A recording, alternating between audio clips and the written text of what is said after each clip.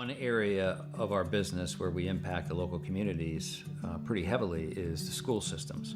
So we work for school systems all over the northern part of the state of New Jersey. We operate their water systems, their wastewater systems. We do a lot of their permitting and compliance work, and we ensure that the water that the kids drink is clean. We go out and do the sampling to ensure that it's not contaminated, and we also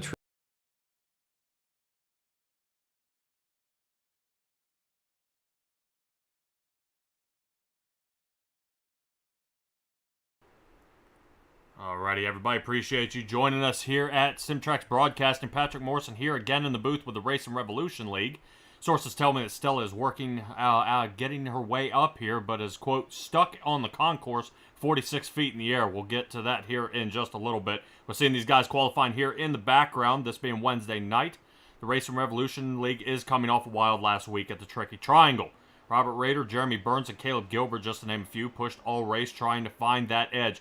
But a late race tied up Trevor Earhart took him way out of contention, which left Robert Rader and Caleb Gilbert to win the race. But an insane turn of events. Alex Berube, came on the inside door panel of the 53 machine and sent it to a 3-wide condition on the final turn of the race. Bumping and banging made it treacherous, taking out the 53 and the number 40, taking Berube to winner's circle, securing his spot into the playoffs. Jeremy Burns and Kevin Orlando came second and third. Dover was constructed back in 1967 and between 67 and 69, and I do not believe it actually came down to being concrete. Stella, I think you have made it here. Don't you know you're not supposed to climb up there? Yeah, but there was a car up there, and I figured 46 feet in the air on top of Miles the Monster was going to be a great view. All right, well, definitely tell me a little bit about this track. I know it's got about 24 degrees of banking out there. What else has happened here at Dover International Speedway? It does. That banking at 24 degrees is in the turn, and the straightaways even have a 9-degree bank to them. So we're going to get some nice fast speeds tonight, I believe. Now, guys, overall fastest qualifying on this track was done by Tony Stewart, the old smoke, back in 1998. He came in at 19.438 with a speed of 185.2 miles an hour. I'm hoping to see some competition there. Yeah, definitely. It's a lot of fast guys out there. We'll kind of see about Miles, the concrete guy on the outside. We're taking a little look at him here. A couple different areas. He does get a new toy every once in a while there, getting lowered down into the palm of his hand. Everybody definitely likes seeing that 46 tall monster there. You were up in the car and you know better than that. But Dover is definitely one to be seen here at the track. Knowing Tony Stewart has put one of those kind of lap times down, that is definitely a fast track and fast movement from him. But go ahead. Do you know anything about the bridge? I mean, I'm fairly certain NASCAR has patented the bridge at Dover for people to sit in. They have. They put that bridge up there in 2004, and it has 56 seats in it, I do believe, over the third turn. It's a pretty wild sight, but don't get your heart set on it, because that monster bridge is only available to contest winners, sponsors, and other VIPs. All right, and we're taking a little look at it right here, kind of how they got it secured up just a little bit, make sure everybody stays nice and safe. But all right, that is going to go ahead and do it. Richard Petty, I know, has won here a few times. 7, if I'm not mistaken. I think the most winningest driver here at Dover was Jimmy Johnson in the number 48. You got anything on Richard Petty there? I was going to say, but Richard Petty, he was the inauguration winner for the Mason-Dixon 300. That was all the way back in July 6th of 1969. Now, mind you, of the 32 drivers that started that race, only 14 of them finished. But he did go on to win. Well, he came in second on one of them. But the first 4 races, he had that pretty well down pat. Yeah, definitely. I know it was a thing to think about is actually tire conservation for Richard Petty, kind of what he was saying throughout his years. A lot of people definitely push it through the turns. You can be super fast here at the Monster Mile, but it definitely kind of flips on its head here at the beginning. But we're seeing these guys definitely kind of squeezing their way here onto the track at this point. We're taking a little look there right now. Loveland, it has the fastest time on the track at this point. So he's going to qualify on the pole as we are wrapping up qualification here. Let's go ahead and take a little look at what our race conditions are for tonight here at Dover International Speedway.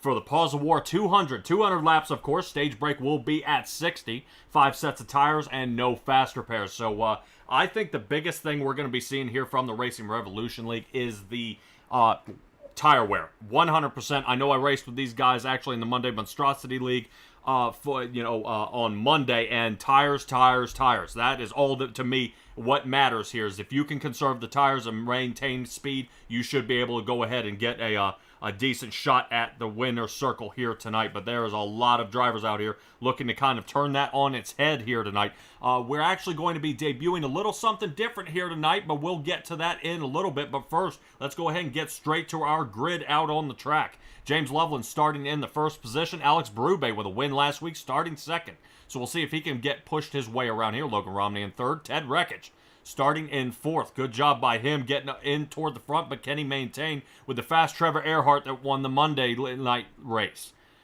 Robert Rader starting sixth. Grant Thorpe in the seventh. Nick Alves and Jeremy Burns 8 and 9. Rounding out our top 10 will be Blake Cook. Hopefully we'll see him get out on the track here in just a little bit.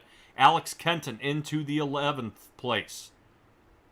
We'll see if John Fike, he's been on a hiatus for a little while, get him rotated in here. Caleb Gilbert, a little bit of a blinking issue. I just have been watching. He's having a little trouble with his internet, but he's been able to make it.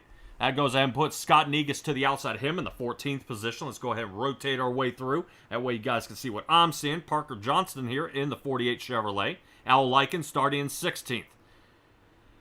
Kevin Orlando will be starting in the 17th position with Michael Bennett in the 18th position. So a lot of interesting drivers here toward the back. It's interesting to see Kevin Orlando, I mean, right outside the top 20. Hopefully he'll be able to slide his way up toward the front sooner.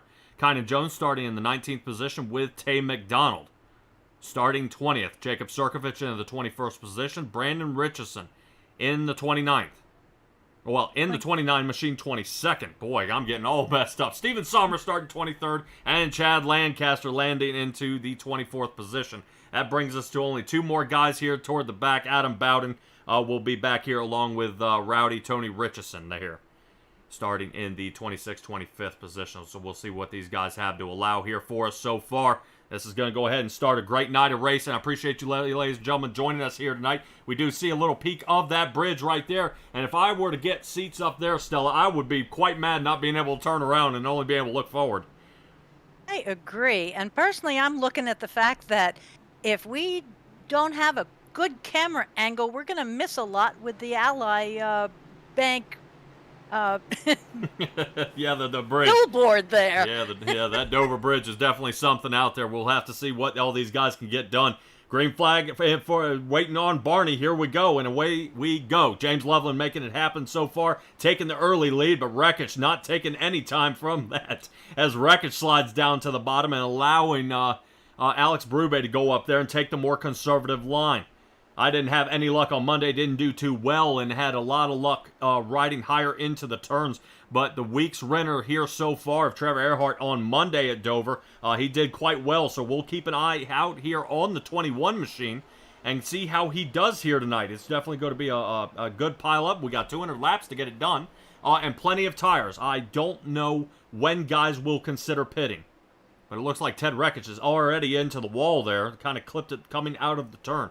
Now, Stella, you not being a racer, not being out here, a big thing to look at here on the track is turn exit. As you see Berube kind of kiss it off the wall there just a little bit.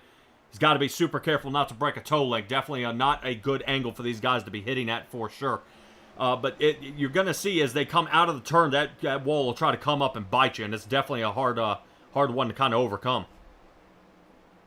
I imagine that. I have been, actually, occasionally, once in a while, sometimes, in a rig, and I find that the wall has a suction aspect to it. If you get a little too close, it says, "Come here." Yes, and some guys will panic as we take a look here at Alex Berube. Not saying he's panicking, but some people will panic, and when they do clip that wall, try to jerk away from the wall. And that can cause problems taking out other drivers, or you'll actually get stuck to the wall and you can't get it to let go. So we'll see how any of these drivers here. Right now, I am unsure what has happened to Mr. Jeremy Burns here. He is back right now, 13 positions. And it looks like he may have some right front damage to the front of that car. I'm unsure at this point. Let me see if I can get a little peek to him. Yeah, he's got some right front damage to that number 9 machine. So Team Disconnect already having a little bit of trouble out here onto the track, but have no fear. I've seen Jeremy Burns actually, be able to resurrect his entire race and battle his way toward the front. So we'll keep an eye here on Jeremy Burns. Actually, we're going to take a little look here and let's see how he's kind of working that car out there and see if he's having any trouble with it at this point. There he is.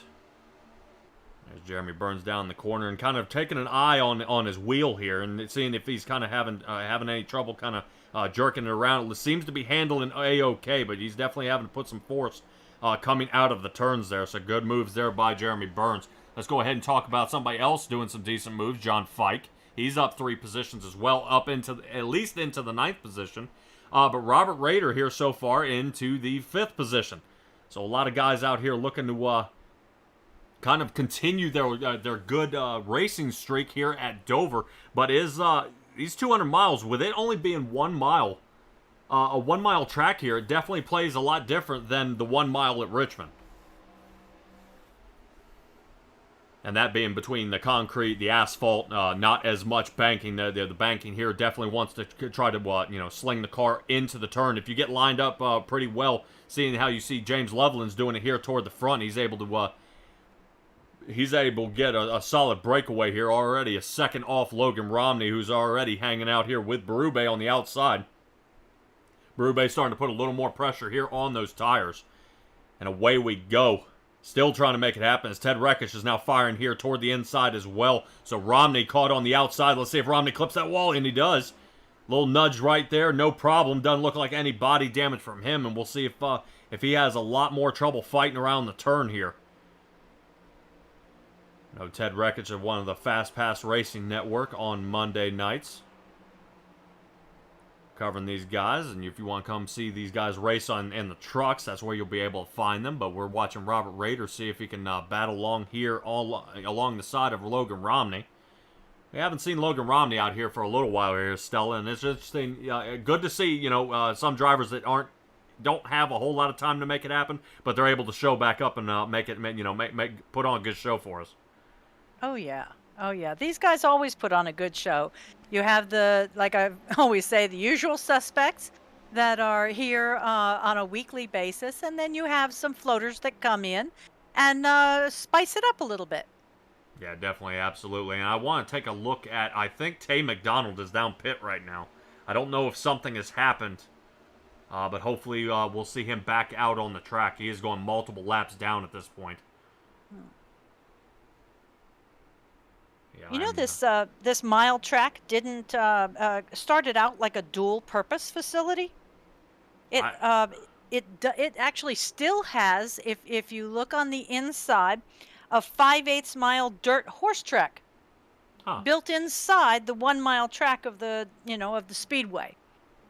They used to do thoroughbreds up until like the 70s or so, but now they do the racing in the carts.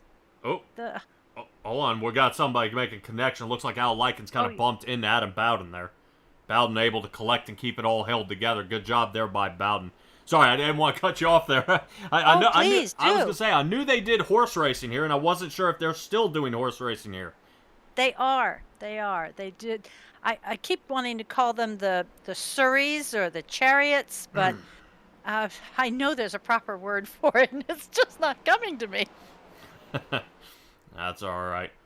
But right now, not coming to him right now is Scott Negus. He's got some damage to the right front of that car. It's looking kind of the same thing that Jeremy Burns had.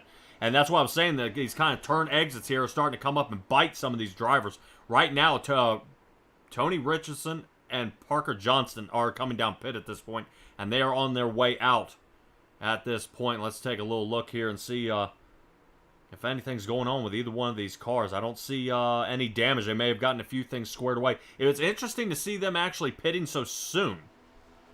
I'm wondering if maybe this is a little bit of strategy here. Kind of going in, maybe not getting tires, topping off on fuel to go ahead and stretch us to that stage break, which ends at 60. After that, it'll be 140. Do we know what our gas tank capacity is?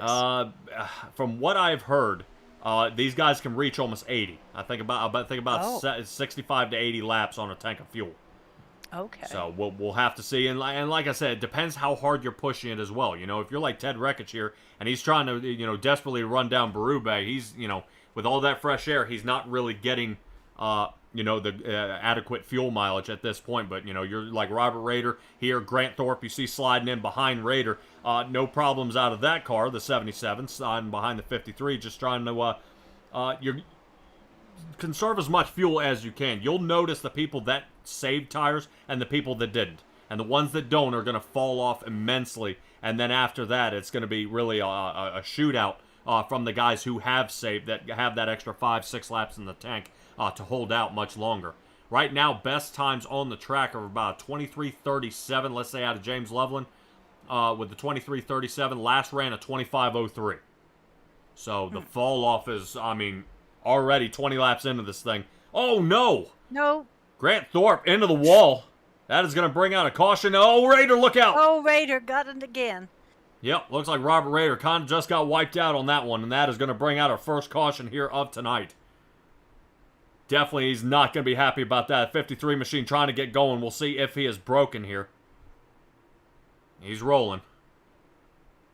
Yeah, I think That's Grant good. Thorpe's car kind of let go on him there and sent him up the track making connection. We're going to roll that back. Take a look at kind of what happened and get our best view of... Right. Roll that beautiful crash footage. Yeah. All right. Remember what I was kind of saying here a little bit about that turn exit. I know definitely our angle here is not exactly pristine, but let's take another look here. Yeah, just like that bridge are you putting got me us under again. the bleachers? Right there. So Grant Thorpe kind of rolls out of the turn and catches Rader right in the right rear quarter panel. Really a nasty wreck here. I'll see if we can get a little better angle here, ladies and gentlemen. This is not looking good. Looks like the 11 car of Logan Romney got it as well. Grant Thorpe, he's going to kiss the inside wall. And I think Rader didn't see Logan Romney rotating back up the track and catching that 53 car again. Let's see if I can get us another angle of this. Don't put me under the bleachers again. No. No, we're gonna try to get us no-no. a better angle here. Let's go My ahead and mom get would straight be to very it here. upset with you. All right. Oh man, so yeah, see the 77 just kind of yanked to the side. Logan Romney's kind of seeing a bunch of cars coming to a stop. Clink. Oh man, good squeeze there. Look at Alves. There's Orlando. There's Bennett toward the bottom. Wow. All right. But everybody else checked up. No, nobody seemed to get fixated on him. That's good. Yeah, nobody after that at this point. Some of these drivers are happy to see, somebody like Rader still hanging out in the pit road area. But we're going to have to see how much damage he has at this point. Let me see if I can kind of get that down there. Yep, he's got some right front damage. Definitely the front of that 53. He's got to watch out. This is going to put him a lap down. There's no way around that. Hopefully he is not totaled out here for the night. He did not get the 2-minute tow. He did manage to get into pit road on his own, correct? At this point, yes. Okay. But he's going to have a few people. Parker Johnston already out there. He's a lap down, but that is going to line him up for a lucky dog position. James Loveland still holding here in the front. Everybody has come down and pit on lap 21. I guarantee you a set of fuel or go ahead and throw some tires on here pretty quick. Seeing that our lap times... pit time's about that 15-16 second mark, but guess who has a short pit? Come on, come on. Loveland? Nope. No. Kynan. Kynan with a 6.8 second pit time.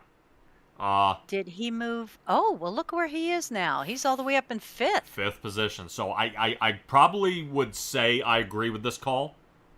I think he's going to fall back. These guys having tires, he's going to fall back. The key is not getting tangled up in the fallback, but he's got another set of tires. And here at Dover, tires matter. Tires are going to be everything right now. And this is going to be actually perfect for Kynan Jones to go ahead and fire his way up toward the front and hopefully give this a good run. But this is, I think everybody's going to be a little nervous, because like I said, just having that amount of grip immediately right off the bat and kind of not having that grip, we're going to see what that does for him, seeing that Nick Alves is actually lining up on the outside of him. At this point in time, I believe Robert Rader has made it out of pit. Hey. One lap down as well. Lines up next to Brandon Richardson here in the 29. So we're waiting for the pace truck to kind of roll off here in a little bit. We'll go ahead and give us a little shout out there for Chapman Environmental Services, if you don't mind. Well, I can do that because I know that they provide integrated environmental management and consulting services. They do broad spectrum regulatory compliance, permitting, field sampling, and more. So if you'd like to book them, visit chapmanes.com. Excellent. James Loveland going to go ahead and take us to our first restart here. We have not made the stage caution yet, so if these guys have burned through a first set of tires, we'll have to see what it's going to end up being during the stage. A little late start there by Kynan, having him fall back there just a little bit, and now he'll be on the outside. So looks so far so good in the top three. These guys are kind of calming down just a hair, but we'll see how this field starts to separate. We'll keep our eye on Kynan. I do want to take a peek at him, but Wreckage right now is really starting to reel in Loveland. Only about a 1/10 of a second off, and we've seen Wreckage kind of do the same song and dance before. He's definitely fast, but how long can he last? Definitely fast toward the front, and we'll see if he bumps Loveland there. He gets really, really close. Great driving there by the 00. As they get going here around into turn 3 and 4, looks like Wreckage may just kind of dial it back here just a little bit. Do want to mention Kynan Jones has fallen back here to that 16th place, and you're seeing how those tires are now starting to take their toll, rolling him toward the back of the track. Yeah, we just had a lead change there, a real fast one.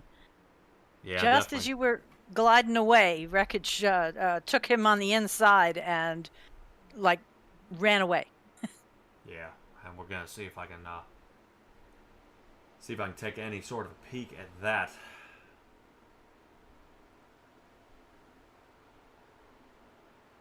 Do not believe so. I'm kind of taking a peek. Come on, where are you?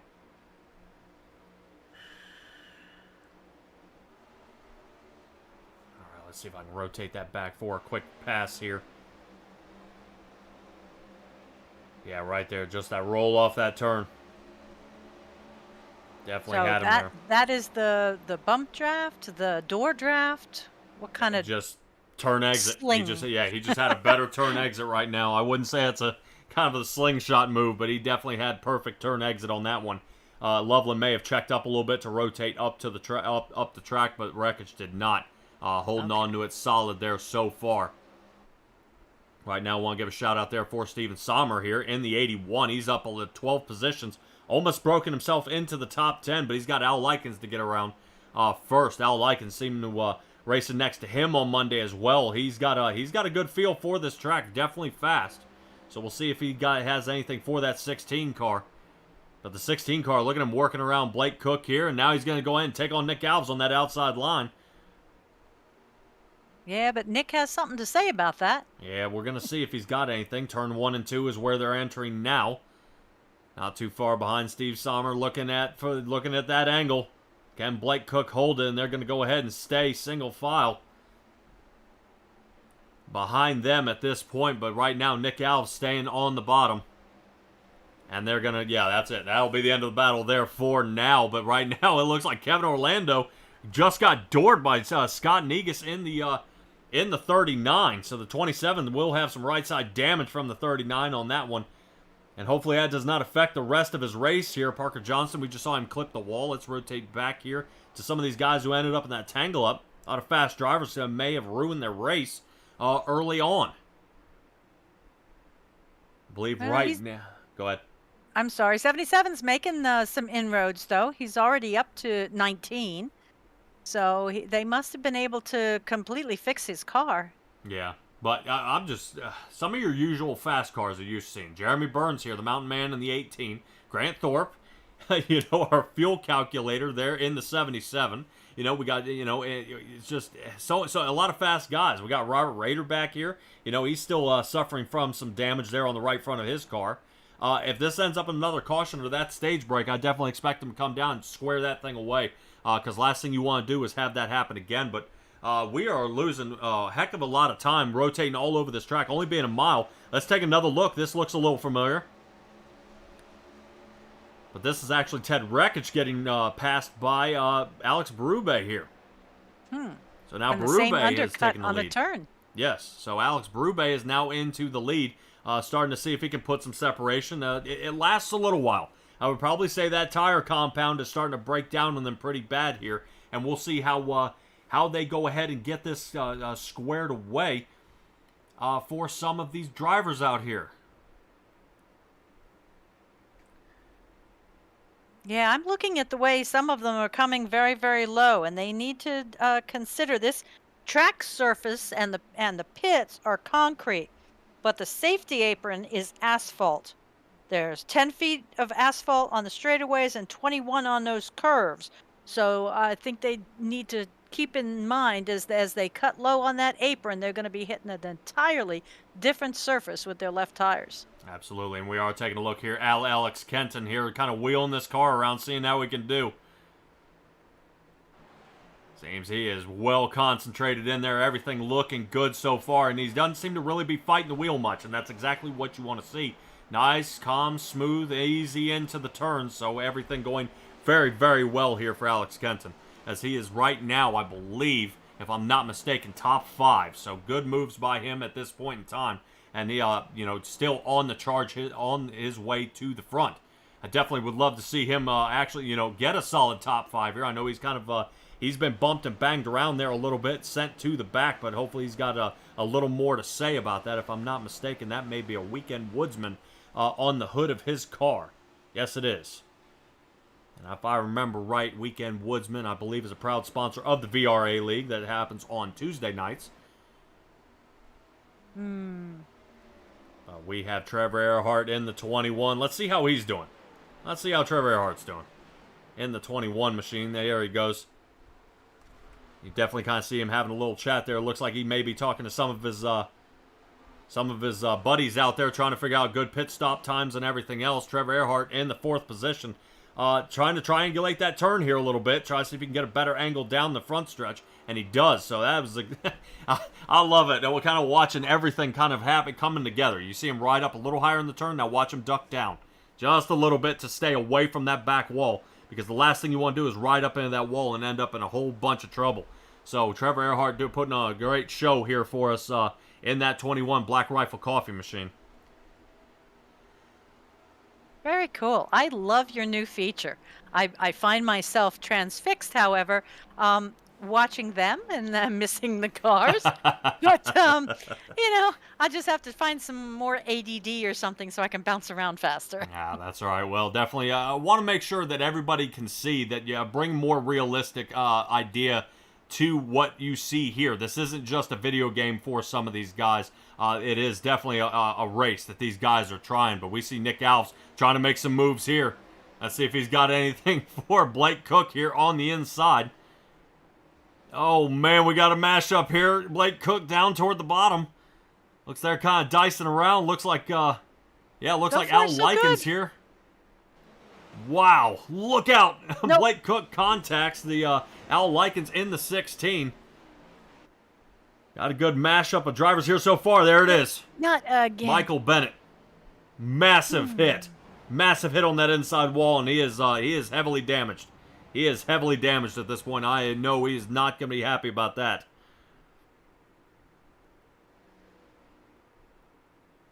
We'll see if his car comes to a screeching stop. It looks like he still has speed, but speed is dying very quickly. I think that car is starting to lock up on him. Oh. There he is. Yeah, definitely not good. Not good for him here. Man, I hate to see that. I hate to see that. So Michael Bennett in the 14 Chevrolet will be bringing it down pit road. He's going to be a few laps down here, just getting down to pit road. But talk about still battling, waiting for, praying there was going to be a caution. Robert Rader But he is not going to be, I believe, he is not going to be the first one to get a lucky dog here. No, that would be Kynan. Yes, Kynan Jones right now in the lucky dog spot, but I don't know for how much longer. In front of Kynan will be Grant Thorpe. Grant Thorpe a little ways away as well. He's definitely got a long way to see if he can fight his way around. About 15.5 seconds off the lead. We have a couple gentlemen out already, too. They've taken it to the garage. Romney and McDonald? I believe so. Tay McDonald may be in pit. Yes. Yeah, I believe Tay McDonald may have taken it to the garage. Logan Romney has totaled out, and I believe Rowdy Richardson in the number 8 Toyota has taken it out. So that is definitely not good for him. We're still under green flag. About only a few more laps to go, about 12 to be exact, before we get to our first stage break here.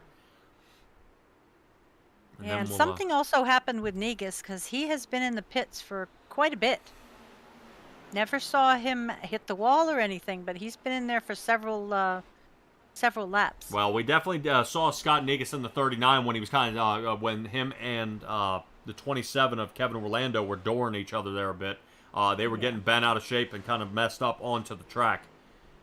So he suffered some damage from that, and I believe I saw the 39 clip the outside wall on number 2. So a lot of things happening, and you wouldn't think. These cars are starting to get spread apart and starting to kind of chase all these guys down, trying to figure out where everybody is. Caleb Gilbert, we're taking a look at him, up 7 positions. Brandon Richardson here in the 29 machine. He's rolling around here in the top 10. Sommer still trying to see if he can find his way into the top 10. So, like you were saying, it's just I think everybody is praying for this stage caution for a reset because this is looking pretty ugly out here so far. A lot of drivers, and fast drivers at that, are just kind of being taken out at this point. It's just I don't know if this Monster Mile is just getting the better of him here. Yeah, well, that stage break is going to come at 60 or anytime after 55 if there's an organically caused caution. But that's still a long way after that to look at, nothing planned, could be green all the way. Strategy is going to come into play here big time, right? Absolutely, and kind of strategy. Remember what I was saying about saving tires. Trevor Earhart, you saw, just overtook Ted Rekich for the 3rd place position. Still working his way around, having a really a great time out here. Right now, we are looking at the top 4. No issues so far out of Trevor Earhart. He's very calm and calm, cool, and collected, working his way here at Dover. But what I'm interested to see is, like you were saying, just that strategy here. Of conserving the tires, and I think that's what we're starting to see is who's fast and who's not. Berube seems to have held out just long enough as he's only got about 5 laps to go before we head to the stage break at 60. Then then we're going to do the mix-up again for some of these other drivers to try to see if they can get a chance here. I believe Parker Johnson in the 48 will be our first lucky dog around. At least pack them back close together into their little sardine can. Yeah, definitely something to see. But it's already, if we're starting to kind of whittle down some of these drivers, that's not going to be looking good. Robert Rader here. Let's take a little look at Rader in the 53 machine, kind of see if he's having any trouble out here, if he's kind of fighting that car around. So far, so good.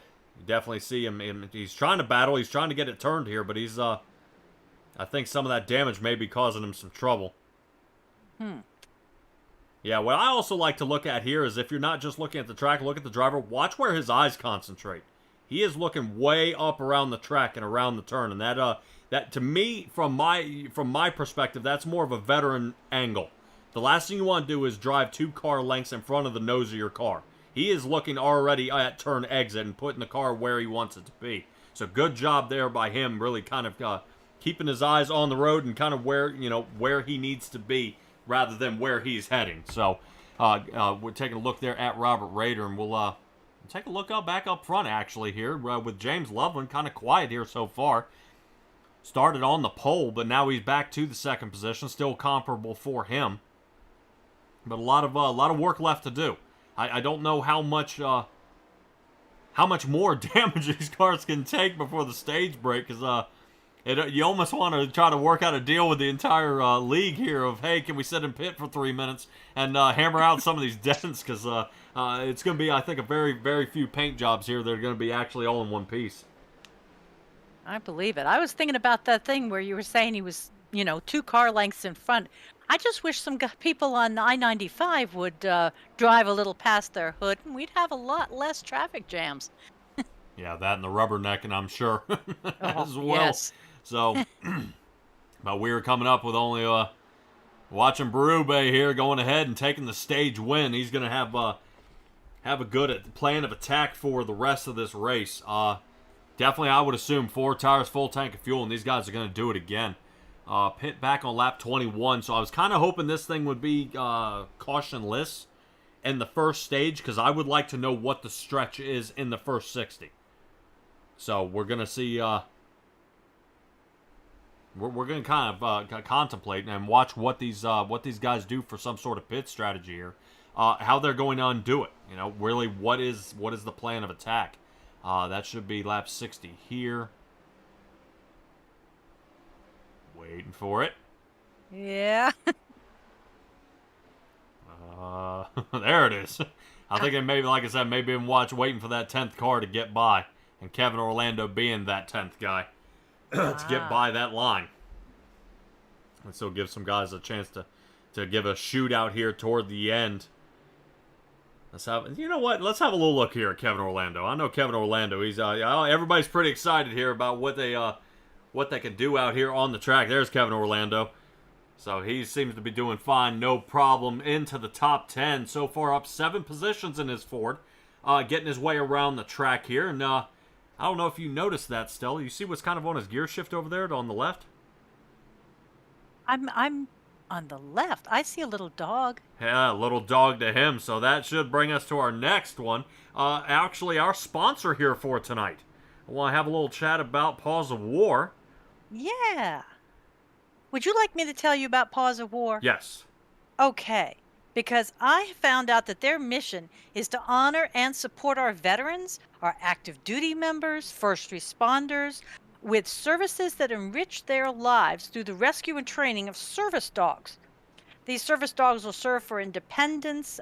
They do adoption of companion animals, even rescue of overseas animals in war zones and other essential services to assist our heroes in need.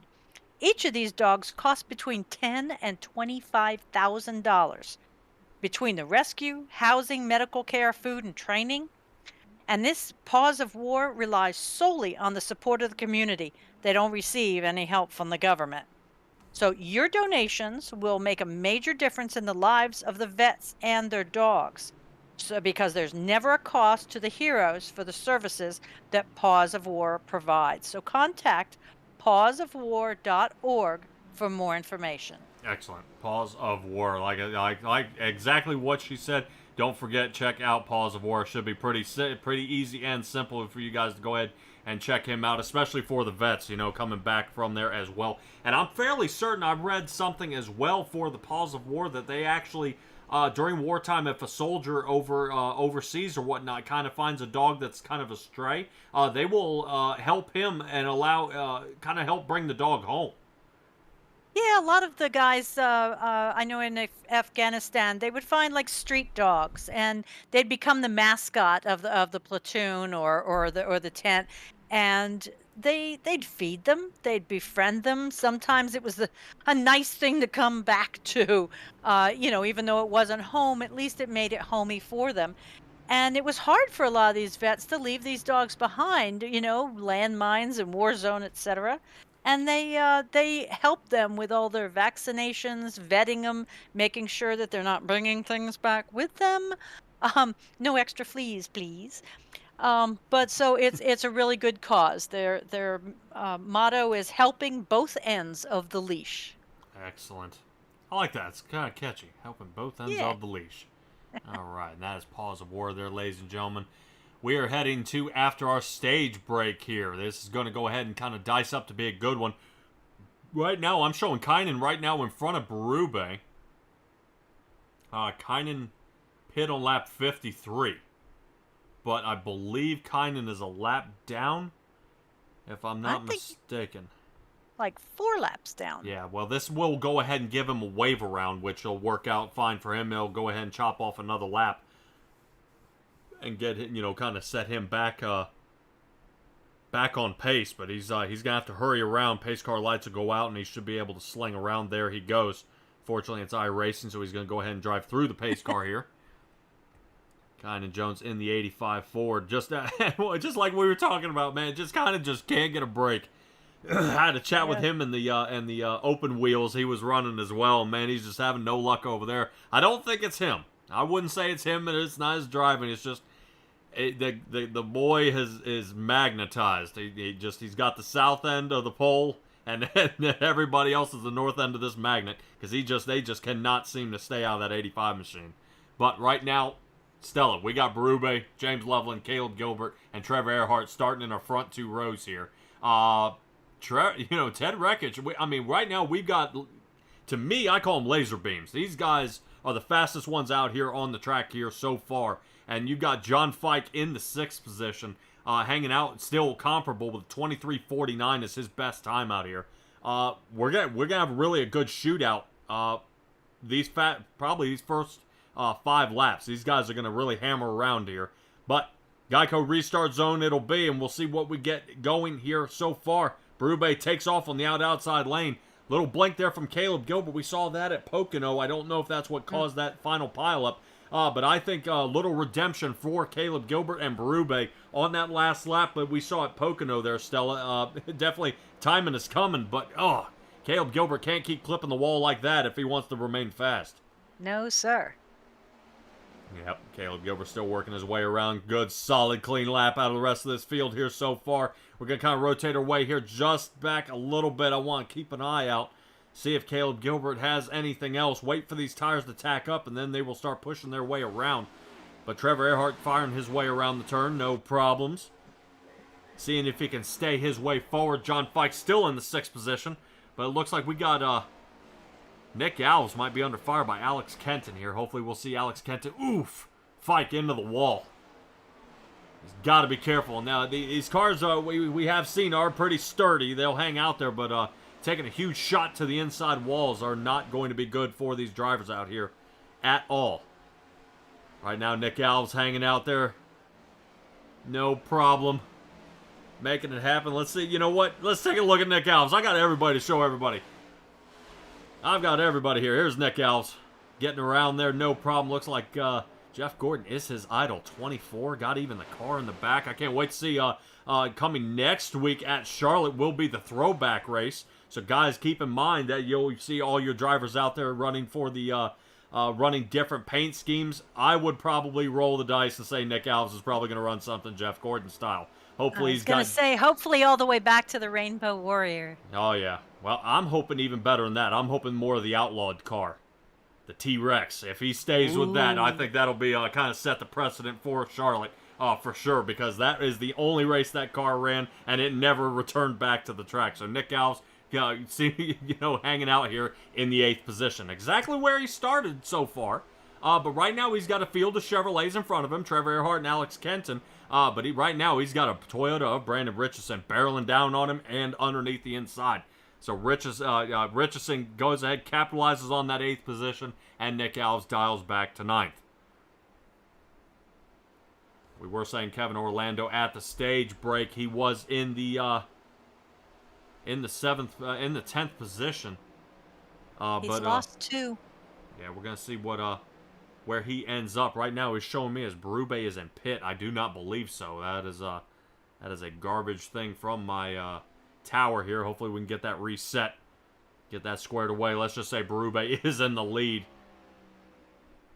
And as he's pulling away, it is showing everything as that 1.5 second, 1.6 second lead as he is getting squared away. And talk about separation here. I mean, he is putting on a clinic. Really There's Berube. in the lead. There's Caleb Gilbert. And here's James Loveland. I mean, these guys are really stretching it. But does Berube have enough speed?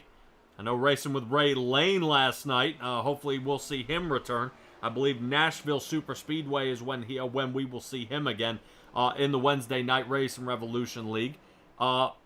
And, you know, really what he was able to do here, he was one of the fastest guys on the track by almost 4/10 of a second, and burned him up. And just the tires just fried off his car, and it ended up in a bad situation. I think him and I connected, unfortunately, there toward the end, and kind of took each other out of the race there. But no harm, no foul, no hard feelings.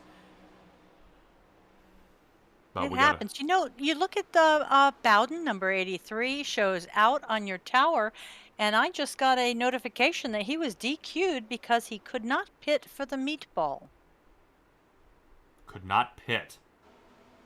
Yes. Says, got DQ'd because I couldn't pit for the meatball. And I don't think we're talking spaghetti. No. It means he had enough damage to his car. But, yeah, the only way that happens if he were to stay out on the track longer than expected, and then it ends up sending him out of the room.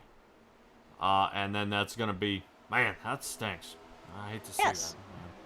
But, all right, let's rotate up here to the great group of drivers here. We're definitely seeing what they got here. Let's see, looking good here so far out here in the chat, guys. I've been tuning into the chat all night here. Keegan Miller, you're out there. He's out there racing the 410s. We should get him out here on the concrete. I think it's pretty funny that Terry Earhart noticed that the good product placement of the Black Rifle hat. What? So we have dogs in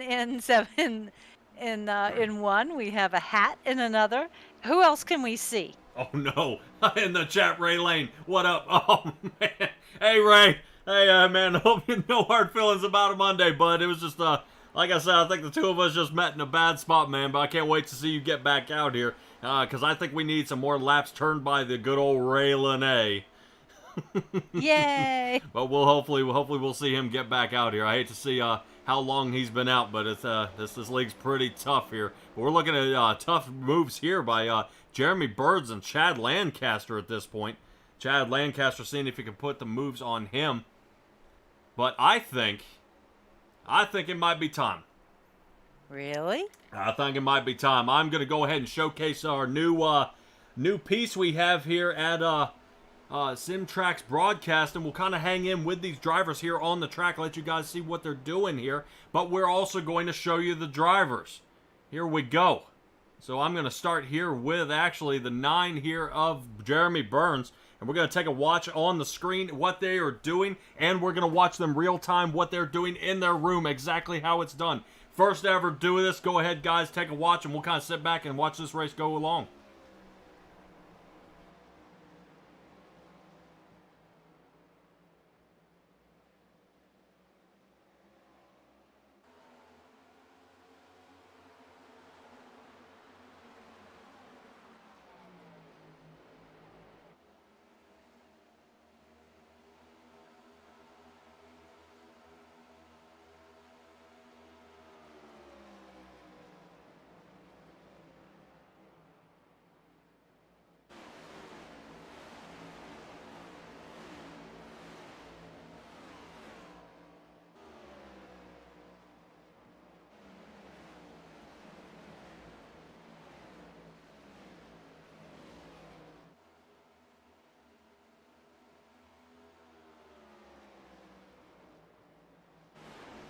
We're taking a look here at Michael Bennett. So far, so good out of him. Rotate to the 21 machine of Trevor Earhart. Trevor Earhart right now running in the 5th position.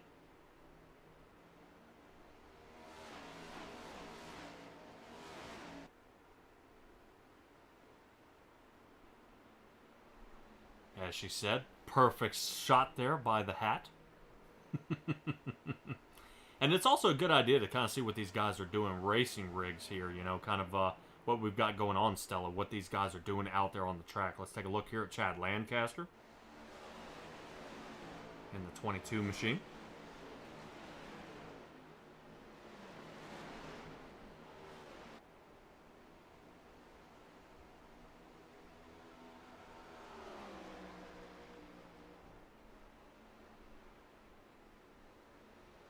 That's cool. Yep. I was going to say, this is also, like I said, this also gives you a chance that you also get to see the guys' rigs. It's not just a video game. A lot of these guys are having to do a lot of shifting, a lot of different placement, a lot of wheel turning. I mean, you kind of see how he's concentrating here, getting around the track. Let's take a look at Nick Alves in the 24 Hey. machine. Did you notice he had my can on the desk? Yeah, I was going to ignore that. Aw. How can I ignore that, though? All right, well, Nick Alves does a great job here so far. Right now, Nick Alves is hanging out in the 10th position, seeing if he can run Grant Thorpe down. Grant Thorpe actually coming with all the way back from that spin out. Is capitalizing at this point. We'll check out Nick. We'll actually check him out in a little while, but Nick Alves rocking around the track, no problem. I believe we have the 27 machine. There he is. There he is, Kevin Orlando. Right now in 12th. Go ahead, he's the sponsor. Sponsored this race with Paws of War. Yeah, I like seeing that extra screen so you know he's running triples. You see over there on the edge of the screen. You can see out the webbing. Out the net. Yep.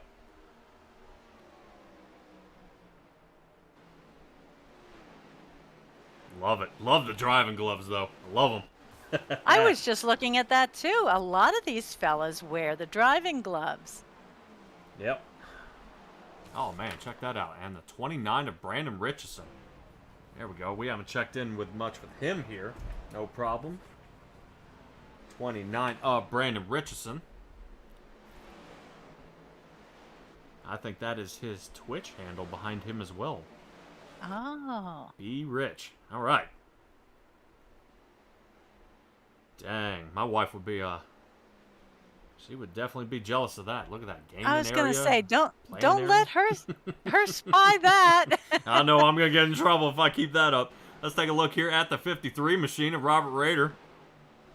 I thought maybe she'd get you one of those light ups, those little neon signs. That's pretty cool. Oh yeah. Keep an eye out there. Oh boy, I see her out in the chat. She's got eyeballs. She's seen it. Uh-oh. But yeah, you can see. At least I give hats off to Robert Rader here. He is still charging his way forward, seeing if he can get off these laps down. I hate to see how it's happening, but I don't know with him wearing that number 1 hat if he's trying to send a message here.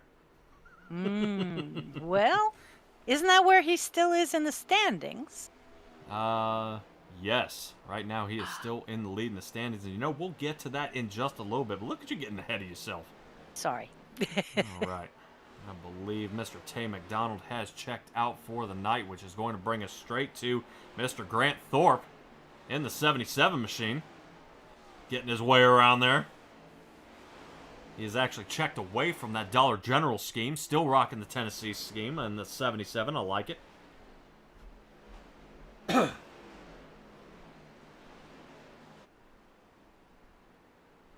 Excellent job. And you kind of see, just kind of how they're wheeling around here. Yes. Yeah, just trying to take a ride along with him here, and you kind of see how he's just kind of fighting and battling it here. Good eye concentration. You see him doing that check down there on John Fike. So you saw as he was going, watch his eyes. Watch the eye check to the right as he's pulling up on him. Trying to make sure he doesn't squeeze him up into the wall. Good job. And that is going to rotate us to our final guy in the 89 machine of Alex Kenton here. Love the stash. Looking good. Seems to be... He must be in law enforcement. Well, we're going to have to ask him after that. Right now, he's in 7th position. He's got to go ahead and conquer about 4 more to get into a podium position. Then we'll be able to have a chat with that 89 machine and see how well he does there. But that is going to go ahead and do it for our see the driver situation here, and that'll bring us back live here, Stella. Interesting to see. Right now, Alex Berube is still in the lead. 2.5 and pulling seconds away. ahead. Yeah, 2.5 seconds ahead. And this is definitely something different than what I've been seeing almost all week from some of these drivers, conservation. And right now, Berube may go back-to-back here, but boy, just as I was saying that, we're watching this 19. Watch how he exits the turn. It looked like he was kind of bobbing and weaving here just a little bit. Yeah, you kind of see it almost slide a little bit and then kind of snap back straight. So he's definitely starting to feel that tire wear here. Seeing he last pit on 62, so we're almost 40 laps on these tires. Definitely he's got it. Whoa, man. Yeah, so he's trying to remain fast. James Loveland there, you can see him there in the background doing just about the same thing. We'll kind of watch him here. You figure we can expect to see pits in the next 5 laps or so, huh? I would say so, per what Kynan is saying out there in the chat. About 40 to 44 laps, and then the tires are about fried off this car. I know some of them were saying out there what he's having. Yeah, Kynan says he was pushing as hard as he could, and he had 0% on that right front tire, and the tire exploded. So, yeah, that is going to dial him. Whoa, boy, we're watching it happen right here, right now. James Loveland way loose coming out of that turn. Wow.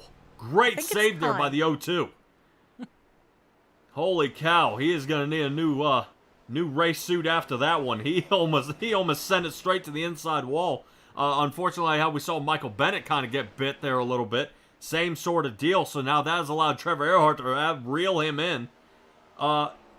Which actually, from the outside here, you know,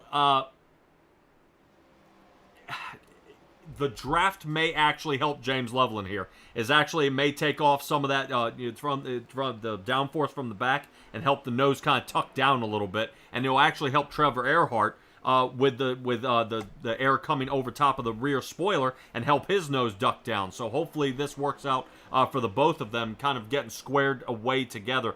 But regardless, that is still allowing Berube to have a 3.5 second lead here. When he pits is going to determine when everybody else survives. Right now, it is still Berube's race. So you think if he just stays out there as long as he possibly can?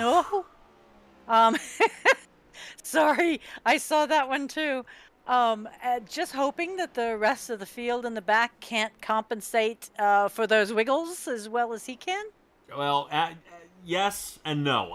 If Berube pits and everybody else is still staying at comparable speed, they may stay out there longer. But right now, I am showing Berube about 0.2 of a second faster than the rest of the field. Still. So, wow. Yeah, it's not looking so hot for the rest of the team here.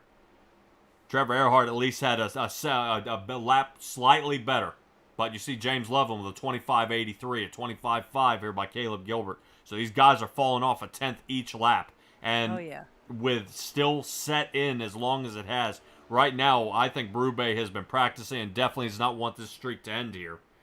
Because this is going to move him way up into the standings. And as we go ahead and talk about standings, let me go ahead and chase down the standings as we speak and see kind of what we've got going on here. Right now, current playoff entry list with bonus points. Robert Rader is in the lead with 3 wins. Trevor Earhart with 2. Caleb Gilbert with 1. Jeremy Burns with 1. Parker Johnson with 1. And Berube with 1. Those guys have all secured their way into the playoffs. Points-wise, after that will be James Loveland, Grant Thorpe, Kevin Orlando, Nick Alf, Peyton Presley, and Brandon Richardson. So hopefully we'll kind of see those guys hopefully get a win. This is kind of a win and you're in. Okay. And we'll get that going, but it looks like another couple drivers here going down a lap. Yeah, we just had 2 go into pit, Fike and Somner. Yes, Fike and Somner are coming down pit at this point.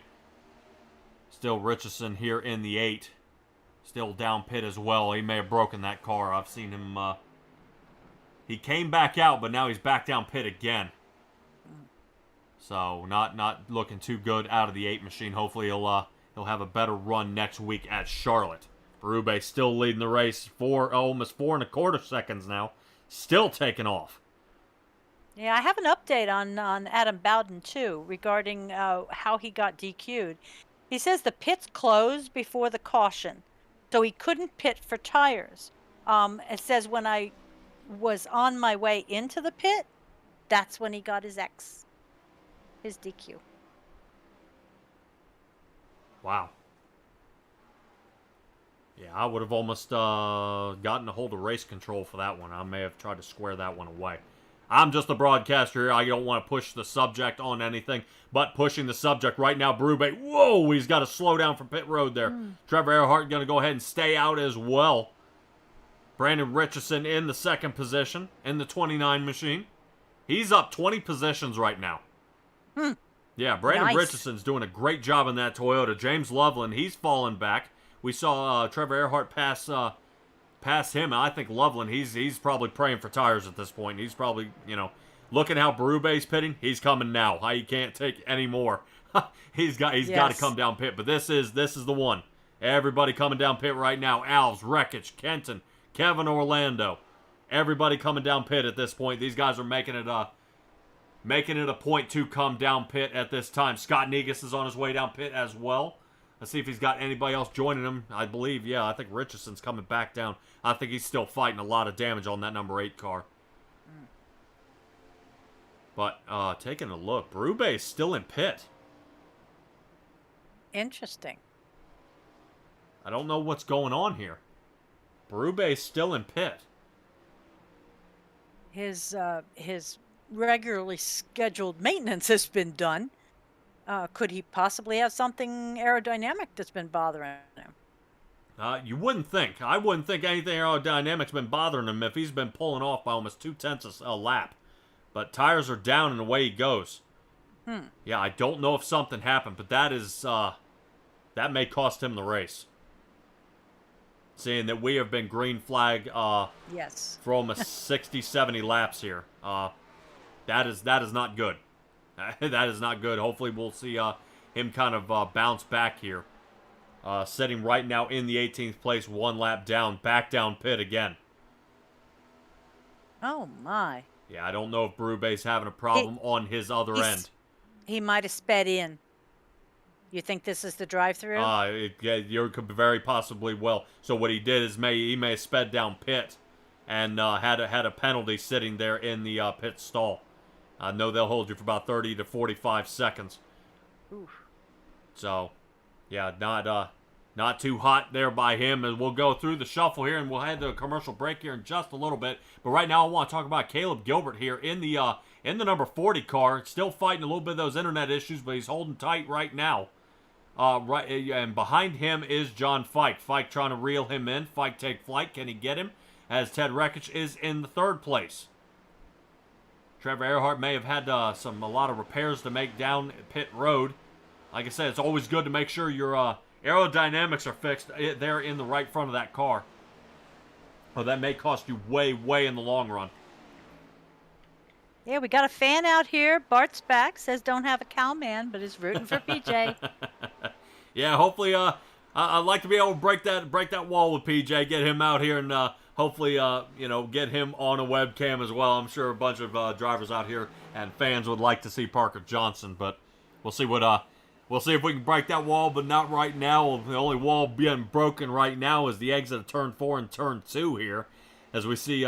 We're taking a look here at Jeremy Burns and Kevin Orlando battling for the 9th position. These guys both pit already. Jeremy Burns back on 108.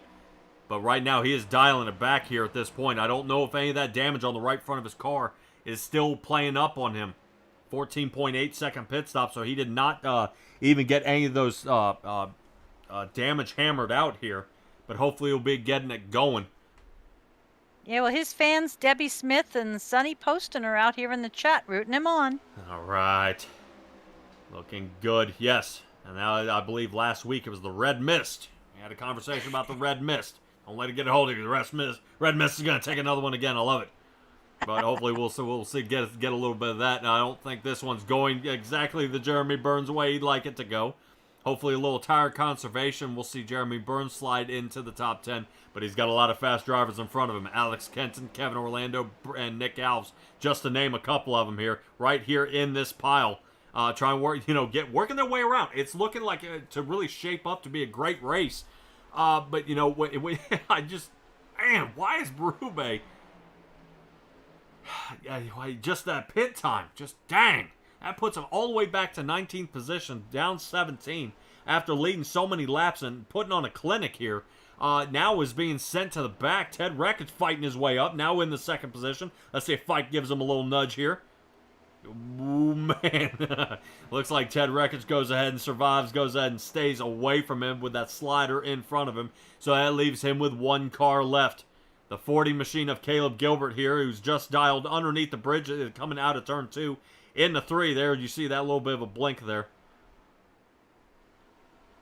As they get going. And quick correction. Come on, Stella, you're supposed to be correcting me all night. The bridge is before 3. Bridge is before 3. The crossover bridge for walking should be the one in 2. The one right there. That one will be the pedestrian one. This is the one that you get the sweet seats in. There it is. There it is. So, yeah, those are the guys when they crank it off at 2. And they'll be going almost about 200 miles an hour dialing underneath of that. But right now, speed is looking a little slow out of these cars here tonight. It's saying slow. Ted Reckich just taking the lead, 175 miles an hour. So they have said that these cars will do 200 here at the Monster Mile. But right now, with these new tire compounds and the shape and stiffness of these cars, I think they're definitely trying to slow them down here. Look how close he gets to that wall. Did he not touch? It didn't look like he touched, but I don't think you could slide a paper between him and the wall. Great move. So let's take another look at something like that again. Definitely, when you get closer to that wall, kind of decreases the vacuum along the side, so the air goes across the nose and over the wall instead of going around you, providing less drag. Looking good. See, look how close he's getting to that wall. Good job here by Ted Reckich leading the race here so far. Yeah, but he's only got Caleb Gilbert by 0.3. That's not a Berube lead, but he'll try to stretch it, I'm sure. Yeah, definitely, for sure. And we saw Trevor Earhart. He had about a 3.5 deficit off the lead. Right now, only a 2.5. So, so far, so good. Only about 10 laps in. He shaved off a second. But is he eating up too much of these tires here, sitting in 3rd place? Well, maybe if he can get Loveland to come in behind him. There we go. Good boy. Yeah, them taking like you say, they could both help each other out. Yeah, them just taking a little bit of a different angle here, trying to get a little fresh air going around these turns. That's really the best thing for them. At this point, you work down the front and the back stretch, but you separate during the turns to avoid any more incidents. But Reckich is now starting to put the distance on Gilbert. See in there in the ticker, about almost a second now. So now they're starting to separate. But Earhart is actually picking up the pace. Now only to 2.25 seconds here as we get going out there in the chat. Woes continue for Kynan Jones. 9% on that right front tire. Kynan, I wouldn't know too much, but oof. As we see him kind of clip that wall right there. Ride higher, buddy. Ride about 3/4 up the track, and that car will survive. Definitely tough for these drivers out there. And you know, I can't say I know what I'm doing, because I definitely don't. But a lot of these drivers just so much trouble here out of these next-gen cars. Dover never used to be this hard for some drivers, and used to be, have no problem when it came to the Cup cars here, Stella. But I believe back in the Richard Petty times, I think Richard Petty may have gotten his first win off guys having tire problems here at the Monster Mile. Yeah, in that first race, the two that had number 1 and number 2 on the pole, they blew their right front tires on this track. So it's a tire eater. Definitely, absolutely, and that was the whole thing. Is the tires kind of getting fried off here. Is just not a good, not easy. It's definitely not easy on tires, and I just think it's from that banking. And if I'm not mistaken, it was the banking. The banking is what, 24 degrees? Yes. Yes. On the turns, yes. Yes, yeah, 24 degrees of banking. I mean, that's steeper than Atlanta that they just paved.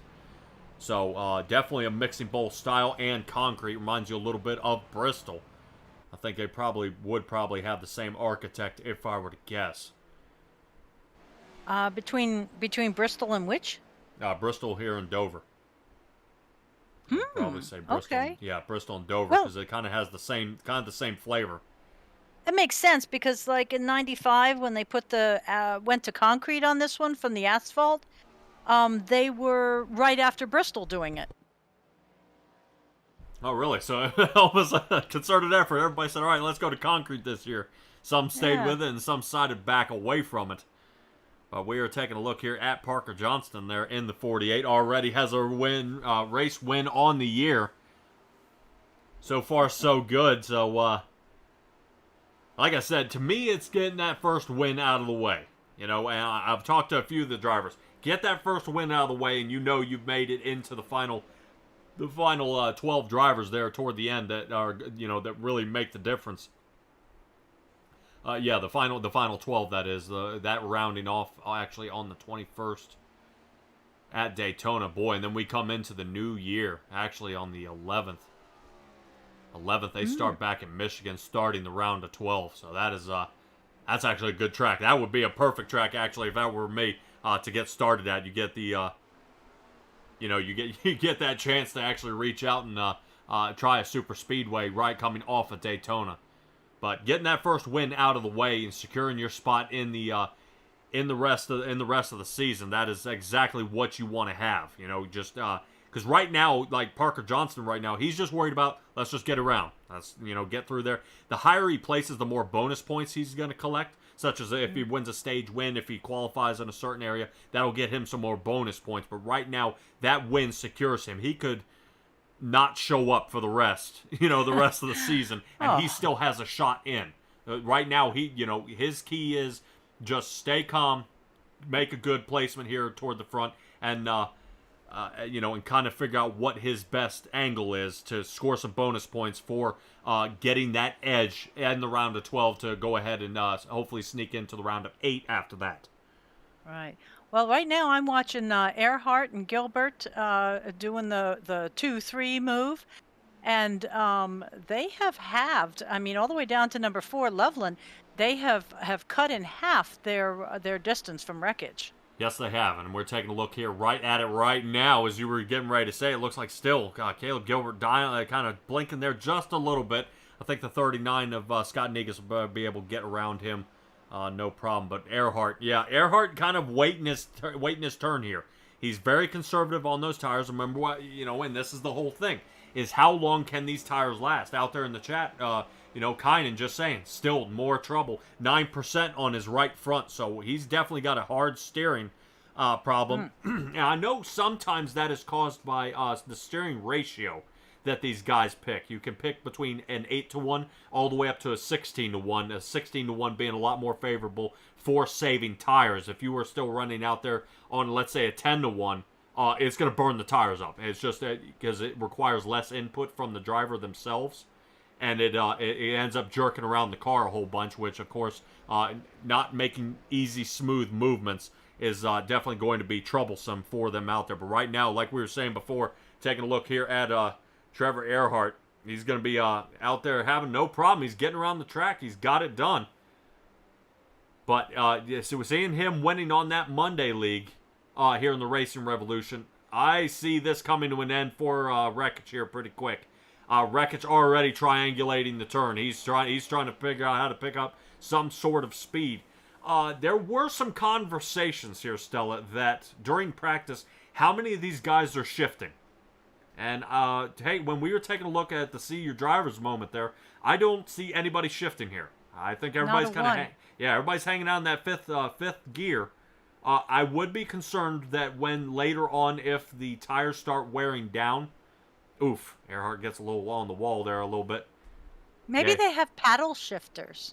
Yes. And we just don't see their fingers flicking. Yeah, if you actually you'll see his little smart water there. You see the hat and then that little orange piece in front of his fingers. That's his paddle shifter. And I do not see his hand reaching up to shift up at this point. This wouldn't be like we were talking about last week with Mark Martin here. At Pocono kind of staying in third. So that will not be, a concern here. These cars have 5 gears. I don't think anybody would click it down to 4th. But it's definitely something to keep in mind as Ted Wreckage is now under fire. He'll lose the lead here as obviously Trevor Earhart has got the line on him. Diving into turn 1, having to make a little brake check right there by Trevor Earhart to make sure he gets that line and not ride up into that 0-0 and away he is going to go. But James Loveland going to try to get a little piece of that as well. Yep. As they dial underneath the bridge, patented by NASCAR. as they file their way through 3 out of 4 down the front stretch now, going ahead and taking 145, starting with Trevor Earhart, James Loveland, and Ted Rekich. Caleb Gilbert rolling around here in the 4th position. And I believe that is it. But beyond that, that puts us, Brandon Richardson, about 4 seconds back off these guys, way back. And even farther than that. You want to talk separation. Nick Alves. Another 8 seconds Right. after that. And we'll give you a little shot here on the track. The number 24 machine, you kind of see him diving into 3 here on your screen. Rolling through, coming out of 4. That is your guy here right now in 6th position. Directly above on middle of the backstretch, the 21 is Trevor Earhart. That's his leader. So they is almost half a track away from him at this point. But James Loveland is now taking the lead, as we're talking about that, has taken the lead away from Trevor Earhart there and waited his turn. I think Loveland may have figured something out from that first stage, that pushing it as hard as he did was not the way to hold the pace. As Loveland is now going to see if he can lead himself a few laps here at the Monster Mile, making it happen here so far. And interesting to see if any of these other drivers can kind of, dice it up a little bit, move their way through. But we already have first pitter at this point, John Fike. He'll be coming down pit. We'll keep an eye out to see if he made it down pit road in time. But pit lane is starting to open for these guys. Last pit on... He was one of our first ones last time. Yeah. Right now I'm showing pit laps. James Loveland back on 111. Caleb Gilbert on 109. So a couple of these other guys are going to have to stretch it out. Michael Bennett, actually, in the 14 machine. He pit back on lap 14, but I do believe Michael Bennett, there he is. He is out here on the track. But I know he had an extended pit time because of that damage. So we'll see if anybody else decides to file down into pit at this point. Not yet for the rest of this race, as we're coming up with only about 50 laps to go here. Kynan says he's only in 4th gear. Come on, Kynan. Is that why you're burning up that right front tire, bud? No. All right. Kynan knows I'm just messing with him out there as he's trying his best there in that 85. I think these next-gen cars just have the best a hold of him right now, but he's still in the top 20 right now. He's got a lot of couple other drivers. Raider, and definitely going to be using this one as a drop race back here in the 18th position. As I know I've talked to you before, and I know we've talked on the outside. Is what as a driver, when if you ended up causing the accident, and it is taking somebody else out. And you survive, and you continue while they are still battling. That boggles me. Yeah, how often that happens. Yeah, Grant Thorpe is still down 2 laps in the 16th position, and Rader's only in the 18th position. He's down 2 laps as well. Right now, Al Lyken's lined up for that lucky dog position, but with the great driving we see out of the rest of this field, I don't see a caution coming out here unless we got maybe a spin out heading into pit or something silly. Because tires are definitely wearing down here for sure. Yeah, I would venture to say if they push it too far, somebody will hit the wall. But the spacing is nice, unless they go backwards. We should still stay green. Oh yeah, well we're taking a peek here at the ticker for John Fike. Remember, he is already pit on lap 146, trying to see if he can set it up for something different here. 24.45 is what he just ran. So right now, John Fike is the fastest on the track. Okay. And that has just now been reset here by Kynan Jones there with a 24.27 for that last lap time as he's working his way around Jeremy Burns. And still, guys have not pit just yet. So we last pit on 62, and then James Loveland, Trevor Earhart last pit on 111. So I would think about 40 to 50 laps here. Right now they're in that window. When they continue to kind of push around here, we'll see what they've got. Bart Simpson out there, Smithers. What do you think about Mr. Burns winning this one? Yeah, that's okay. I see Patience down here saying Smithers would probably say, excellent. Yep, excellent. Jeremy Burns much better. Jeremy Burns right now in the 9th position. So number 9 in the 9.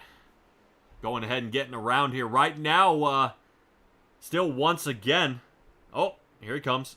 And that's the line. That's the line they've got to hit, not that first cone. The one at the beginning of that concrete barrier is when they've got to get it done. But right now, Chevrolet's conquering the top half of the field here.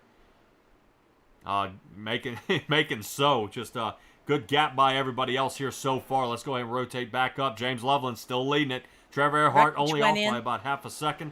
Ted Reckish, yeah, he's heading in as well. Got a few other guys considering as well. Blake Cook, Chad Lancaster coming down. So we'll take a look here. Chad Lancaster. And he's got to kind of keep in mind what he's doing here. He's got to be nice and easy coming out of the turn. Don't want to. Is that a wicked bump coming out of pit? Yes. Oh, you noticed mackerel. that. Yeah, they've done some reconfiguration and some renovation here. Because I believe it was 2003. I think they had to stop the track due to some damage on the track. They had to make some concessions to get those squared away. But a lot of drivers coming down pit road now.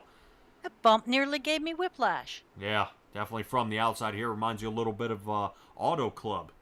Auto Club's got a massive hump right before they get into turn 3. I know they've been talking about whether to renovate that track or you want to talk about another track that's been pretty crazy, the Rock. Rockingham. Oh, no. Trevor Earhart, back up quick. Oh, no. Well, he caught that live time, Trevor Earhart. He's going to be hanging his head after that one. Definitely a slide through. And it's something to think about here, Stella, is, when they come into pit, when they come for that stop, you would think only being a car and a half wide, he's got plenty to stop. But you were coming down about 45 miles an hour. You want to brake at the last possible chance and come to stop in your pit. What he's got is a set of worn tires that can't stop like they used to. And the conversation we've had before with, your tires can do one of two things. They can either grip for braking or grip for turning. Right now, if he's running out of turning power out here, he definitely doesn't have the braking he used to. So, there's not enough adjustment in the car to move the front brake bias toward the front wheels to stop the car. So it definitely, he rotates and slides his way through the pit box there. Hopefully he is able to recover here. Right now, James Loveland finally coming down pit. Yeah, well, Earhart only went back to the 4th position, so that's still quite doable. Yeah, but Ted Reckish, we've seen him super fast out here on the track. He's going to have the separation he likes, but will this be a rundown? Like I believe, if I'm not mistaken, Chicagoland, we've seen this before. Ted Reckish was out there by about 8 seconds of a lead, and was able to, he ended up getting reeled down. Oh, yeah. So Ted Reckish, he's got to be careful. Right now, if he is doing what he's doing now, tire conservation. He's got to save his tires, or he is not going to make it to the end of this, and Caleb Gilbert's really going to eat up that opportunity, only being 3.5 seconds back. Yeah, with 38 to go, we're within that window that Kynan alluded to, and these guys are running clean and green. Yes, absolutely, for sure. Now, let's take a look here. Let's see. Let's take a look here at the Mountain Man. It's kind of been, like I said, a toss-up with what gear to do here, and I'm not really seeing. It looks like he's in 5th gear, if I'm not mistaken. I believe we see 5th gear, so I don't think I see anybody else. Let me see if I can float to another driver here. How about Alex Kenton? Yeah, it looks like a 5th gear here as well, so kind of saying he's rolling around out there in the 4th gear. That may be some trouble for him, but, it may be working, but I don't know if it's working at this point. As we see these guys heading around the track here, we're going to cut to a commercial here, ladies and gentlemen, and we will be right back. One area of our business where we impact the local communities pretty heavily is the school systems. So we work for school systems all over the northern part of the state of New Jersey. We operate their water systems, their wastewater systems. We do a lot of their permitting and compliance work, and we ensure that the water that the kids drink is clean. We go out and do the sampling to ensure that it's not contaminated. And we also treat the wastewater that's being generated at a lot of these facilities as well before it gets discharged to the environment. So we are supporting the local community through supporting the boards of education and the local school systems. For the finest in vinyl siding, rain gutters, overhangs, storm and replacement windows, even patios and decks, trust in the experts at Ultimate Siding and Gutters. In addition to being licensed and insured, our technicians are also friendly and courteous, performing hassle-free service and installation at affordable rates. Plus, we provide free estimates for commercial and residential structures. Our entire staff will exceed your expectations. For the ultimate in siding, gutters, and much more, call Ultimate Siding and Gutters today.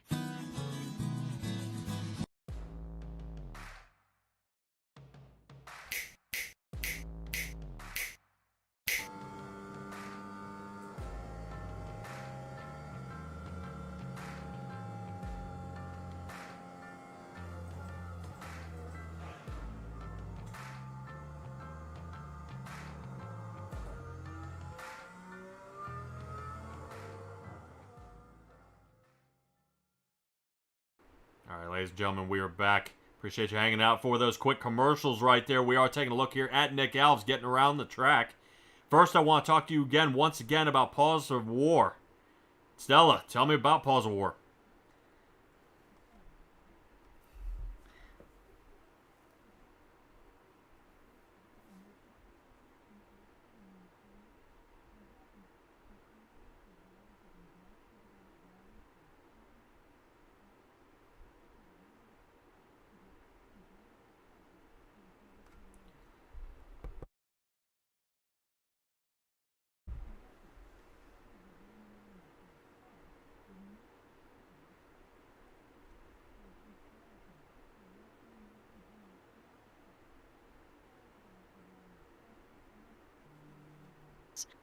So again, if you'd like.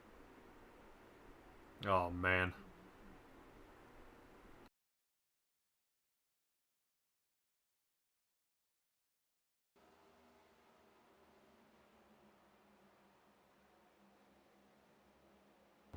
Wow. Technical difficulty.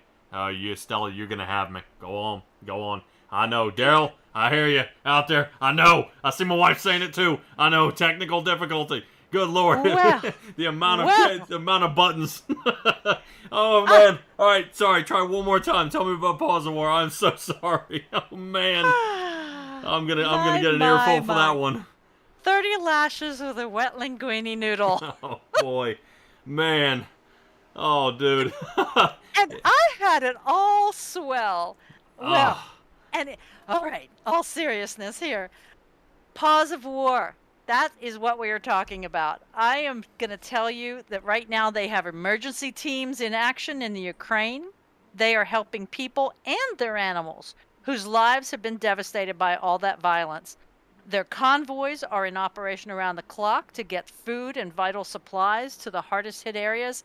And they are even installing, get this, life-saving feeding stations to help the countless number of abandoned animals who are starving because there's now no one to care for them. So, along with their aid stations that are at the border welcoming refugees and their pets 24 hours a day, they are providing all kinds of essentials and pet care items. So with this 501c3 organization, you can donate your car, you can donate cash, you might even be able to donate time if you're in the New York area. So contact pawsofwar.org and consider donating today. Excellent. You did it even better the second time. Oh. I'm sorry, ladies and gentlemen, about that, man. I'm getting so mixed up trying to find the right guy. I even thought about going to a camera. But I think I better just stick to what I'm doing here. But, guys, once again, pawsofwar.org is where you guys got to go ahead and donate for those guys. They're actually out there for a great cause. Less than 25 laps to get going here. Blake Cook, we're taking a look at him right now, hanging out into the 14th position, 17th in points at this point in time. He's got a long way to go if he wants to chop his way into the top 12. To get his way there, if I'm not mistaken, I think that is telling me about 42 points he needs to make up to break into the top 12. Seeing the racer Peyton Presley in the number 7 is not here tonight, and Justice Murphy not being here tonight, that is going to work out perfectly for him. I believe Tay McDonald ended up getting totaled out earlier in the race, so this will be his chance to slide up, but he's got to, like I said, he's got a long way to make up here to get his way back toward the front. But speaking of toward the front right now, Ted Rekich enjoyed some lead laps, but per that timer, it's starting to add up. He's losing time now. Loveland and Gilbert are starting to reel him in. I don't know if Trevor Earhart has enough time to kind of collect this back together. He's 4.5 seconds off the lead. So right now, James Loveland and Caleb Gilbert are trying their best to see if they can fight and run him back down here. Seeing they're only about 1.5 seconds separate Ted Rekich and James Loveland at this point. I keep hearing da-dum, da-dum, dun dun dun. Yeah, maybe we're gonna have to see. We'll take a look here at the rear bumper of that 14 machine. Take a look kind of on the gearbox of what's coming up. I believe we are taking a look there at James Loveland, kind of reeling him in here. Oh man, and around he goes. Let's take a look here at that front suspension. Looks good. James Loveland with a good pass there, and you see how he just flosses his way around the rest of the field, makes it happen. But nothing against here of that number 14 car. He's doing great. He's just got his hands full for sure. Look at that 14 car. Michael Bennett here, man. He's having a blast. You can definitely see, watch kind of his knees there. You do see him having to work the pedals there a little bit. Maybe a little black cat magic there.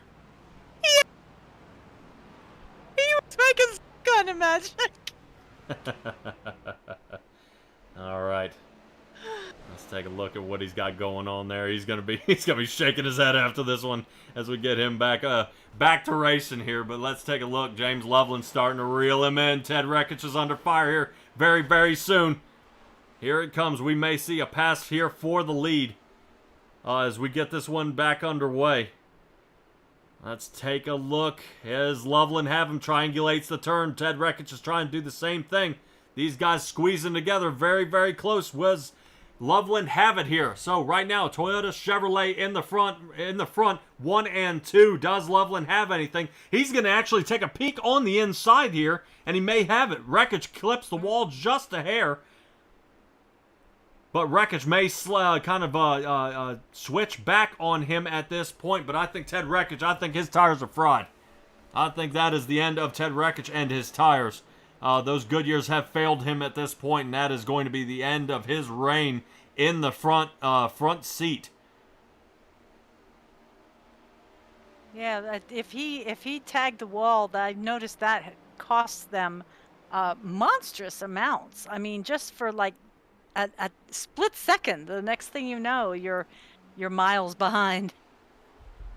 Yeah, absolutely. And really, top 10. You want to talk about something interesting. Yes. Jeremy Burns in the top 10 is a lap down. Oh. We only have 9 guys still on the lead lap here. Alex Kenton will be the next one, and he's right here, and you see Loveland right behind him. So that may be number 9 is going to be a lap down, which leaves Kevin Orlando a little bit farther ahead, if I'm not mistaken, about another 4 seconds ahead of Alex Kenton. But yeah, unfortunately, it looks like Alex Kenton may just be to the kind of at James Loveland's will here to kind of overtake at this point. But we'll see how that gets going. Talk about biggest mover of the race. Biggest mover of the race right now is Brandon Richardson in the 29 machine. So far, so good. Right now, he's making it happen here. A good Nashville boy out of Tennessee, seeming to get around the track. Like I said, no problem. Somebody just went down on the apron. Which car? I see Caleb Gilbert there, down there toward the bottom. Back behind. Uh-oh. Boy. Sorry. We are looking at Brandon Richardson. Right now, like I said, top 18 spots into the 4th. And we'll see what else they've got here for us. Great job there by Brandon Richardson in the 29.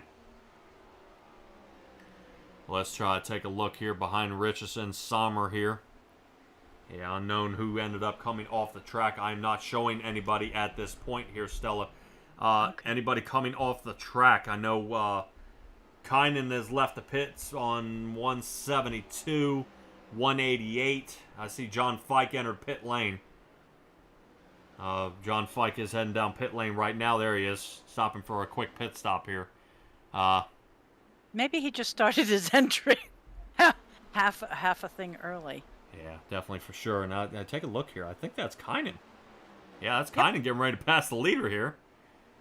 A fresh set of tires on 171 here, and he's going to go ahead and get one of his laps back. Like you said, unfortunately, that will only put him 10 laps down at this point, so trying to save a little face. And definitely, and to me, Stella, from this angle, if we're already kind of on the back foot here and we're way back, I'm going to go out here and I'm going to have some fun. Let's put some tires on it. There's no sense in saving. Let's go on around. You know what I mean? There's not going to be, I think they're going to need a total of about 27 cautions to get him back on the lead lap. From all the lucky dogs in front of him as well. Oh. You know what I mean? I was going to say, oh my heavens. Yeah, the lucky dogs and everything else having to get around and people not pitting and things like that. But 8 to go. Right now, James Leveland's still in the lead, 2.5 seconds off of Wreckage. But Wreckage is about to be under fire again here by the 40 of Caleb Gilbert. So if there's one thing Ted Wreckage can do is go, go, go. But man, we got to learn a little conservation here, bud. And he is definitely plowing the front of that car. You see how much slower he's having to kind of dive into these turns here. Having a hard time really getting that car around. Trevor Earhart back in the 5th position. There with Scott Negus in the 39. Is that still the result of the drive-through? The missing the pit box? Possibly. Wow. But he lost almost a second and a half on that pit stop time. So when we saw same pit time as Brandon Richardson, he had a 14:98 pit stall time. Trevor Earhart has 16.58. And losing a second and a half here, imagine if he was a second and a half ahead. He would already be battling up here with Richardson in the 4th position right there in front of him. Instead, he's having to try to make it up on the track. And it's name of the game. It's nothing you can do about it. It's just kind of reap what you sow, try harder next time, and try to, settle it on the track, be better next time. But there won't be a next time as we only have 5 laps to go with James Loveland. I'm going to believe, if I am not mistaken, right now securing his spot into the playoffs here. Right now he's sitting 7th, unsecured, with no race win. But this should go ahead and do it for him and secure him into the playoff run. Right now, checking, like he was saying, he has 264 points, 33 over the cutoff line. So definitely a comfortable spot here.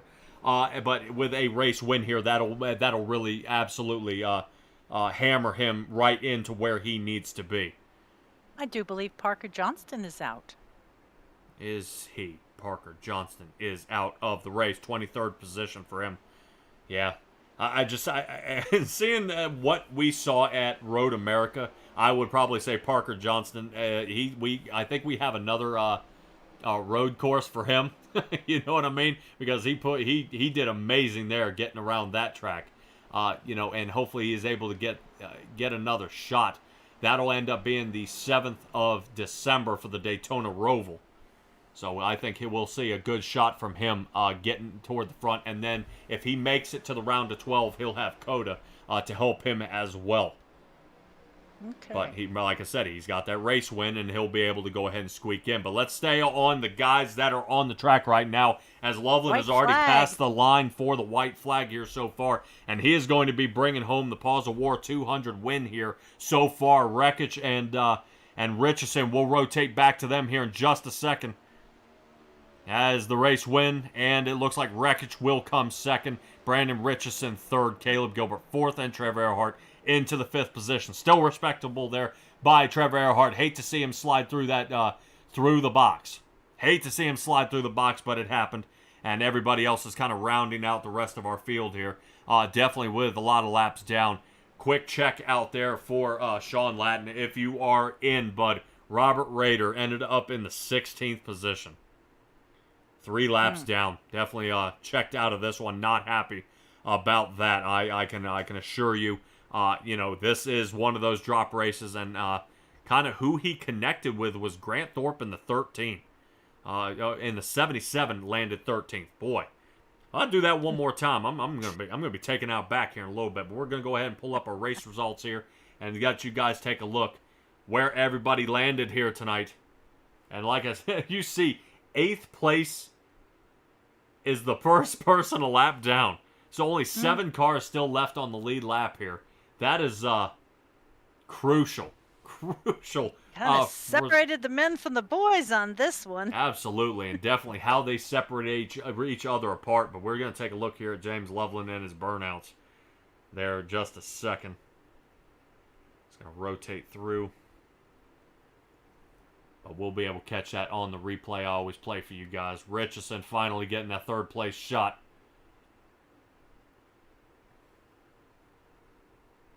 Kind of funny. I don't know if I said before, but you know, on the very first race here, they had 300 laps, and there were 32 that started. Only 14 of them finished. So we're right in that ballpark. Yeah, that was definitely a good push by some of these drivers not getting where they needed to be when it happened. I mean, it's definitely something to kind of keep in mind here where everybody ended up. I just don't know really anything that could have been done for some of these drivers to be better. It was definitely a tangle up. Some of these drivers had some trouble. But like I said, regardless, it was still a hell of a run here. By all these drivers getting their way toward the front. I mean, honestly, here, Stella, I'm really impressed to see what these drivers were doing out there on the track to stay really in contention, to stay calm, to work their way forward, and really kind of squeeze here toward the end. They made it happen. We'll see what what we've got coming up. Brandon Richardson there in the 29 Toyota. We need to have a chat with him first. I want to talk with Brandon Richardson in the 29. Let's see if we can go ahead and get him tangled up here. Let me see if I did this right. Sean's out there, and he says, yep, can't win them all. It was a tough race for the 53 machine. But he congratulates everyone in the top 5 tonight. All right, there we go. And I think I have got it. Check that out, Stella. We're going to have a chat with our guys here and down here in the booth. Brandon Richardson, you got a copy on me here, bud?